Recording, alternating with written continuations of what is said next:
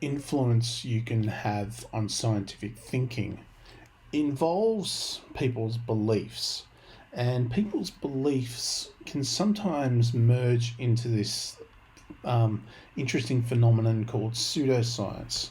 And of course, often this is sort of promoted by this idea of fake news, again, which has become popular in the last few years. But essentially, pseudoscience, it's just something that kind of seems sciencey, but it's not. And so it's usually when belief systems try and bring in scientific language into something to make it seem more plausible. And it's sometimes it's a very hard thing to differentiate between what can be scientific and what isn't. And particularly one of the main ones is the idea of astrology, which is sort of the first one here. And the idea that astrology is saying that the planets and the celestial bodies around us influence our lives and influence what happens.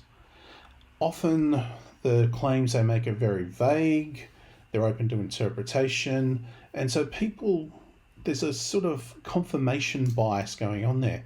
People want to believe something, they want to feel positive about themselves. So when an astrology column will make a vague claim like, you'll meet family and friends today. That might be a prediction you make on a Sunday, which is a day that often people do that. It might also make another claim of saying, if you remain positive today, you'll have a good day, which is just self-affirmation. And of course, in a lot of cases there, they'll talk about things like something, Mercury is rising in this part of the thing, which will influence this and that. And it uses a lot of jargon words, which some people will mistake for being actual scientific. And of course, you can't always denigrate astrology, because for the first several thousand years of society, astrology and astronomy were almost the same thing.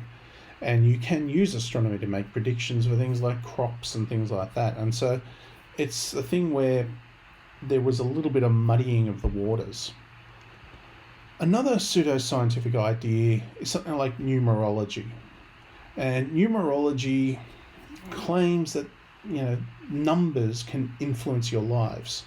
So particularly in Eastern cultures, there's things like certain numbers are considered to be lucky, certain numbers are considered to be unlucky. So, a person's name may actually add up to a certain number because that's seen to be positive and seen to be lucky. But again, nothing really there that can support that. Another one is this idea of iridology.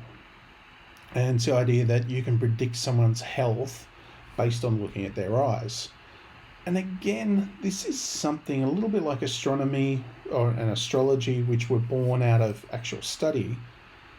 There are things you can tell certain health ideas from a person's eye, but you can't diagnose every single problem that a person has health-wise from just looking at their eyes, which is the claim that iridology tries to make. And of course, your iris does change over your life. It does change a little bit, but not enough to do that entire claim. And of course, one of the things there, all these pseudoscientific beliefs rely on that person having a certain cognitive bias towards believing that. And it's almost a pseudo placebo effect as well. That, if you feel positive about your iridology, you feel positive about your numerology or your star reading, then you probably will be positive about everything there. So it's almost like a self-affirmation.